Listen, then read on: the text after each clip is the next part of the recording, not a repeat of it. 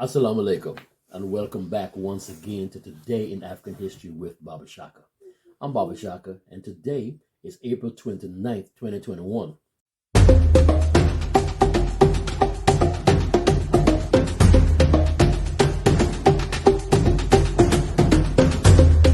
It was on this date, back in 1992, that four members of the Los Angeles Police Department, guilty of state-sponsored terrorism, were acquitted by the American injustice system, which led to what some would describe as the biggest uprising in U.S. history. Now, before we dive into today's subject, I would like to wish my Muslim brothers and sisters who are observing the fast all around the world, Ramadan Mubarak.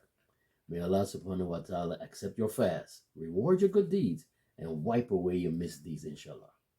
Also, I implore you to hit that subscribe button just below the screen and grant us your much needed support.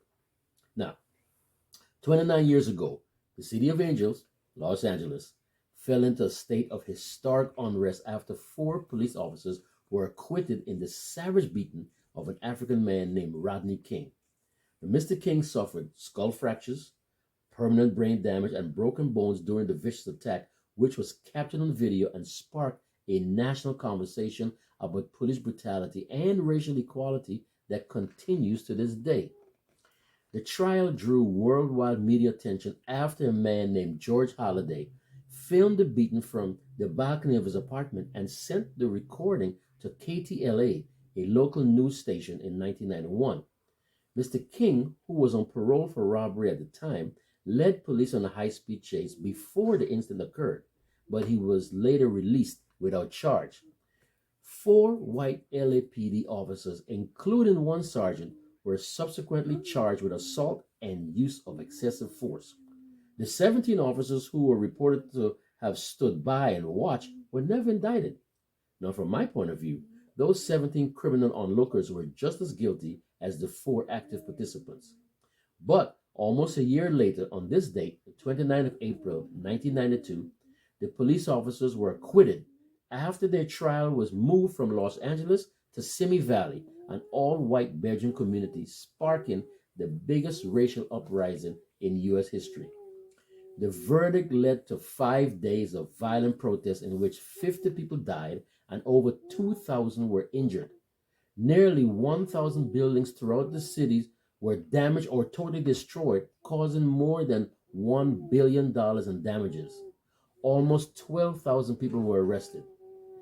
Demonstrators were enraged over the trial, which featured 9 white jurors and just 3 people of color, arguing that it evidenced the systemic racism within the criminal injustice system.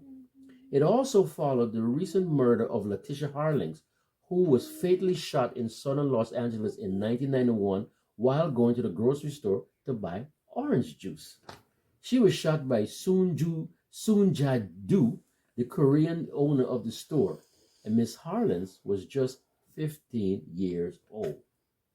The uprisings were also the culmination of decades of anger surrounding racial and economic inequalities in Southern California and throughout the United States. Now, as people took to the streets, Mr. King called for calm in an emotional plea. Quote, "People, I just want to say, can we all get along? Can we get along?" he asked. "Can we stop making it horrible for the older people and the kids?" Unquote. "No, Mr. King, I'm sorry. Until Black Lives Matter, we can't all get along." Mr. King's beating was one of the first instances of police brutality against an unarmed black man in the U.S. to have been recorded and seen all over the world.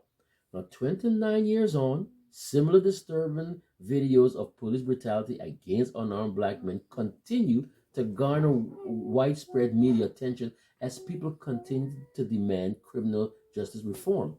Now, it appears that with the stroke of the pen, the president of these here yet to be United States can, through an executive order, provide protection for the dreamers, the LGBTQ community, the transgender community, and the Asian and Pacific Island community. But when it comes to protection for the African people in this land of the free and home of the brave, neither the president nor the Congress has the political will nor the human interest. Thank you to all of our subscribers who continue to support this channel. To those of you who have not yet subscribed, please feel free to tap that subscription button just below the screen and bless us with your much needed support. Please like and leave a comment down below. Let us know what you're thinking. Let us know what you want to hear about, what you want to see about. But most importantly, please share, especially with the young amongst us. So, until tomorrow, inshallah, this is Baba Shaka with Today in African History. Masalam.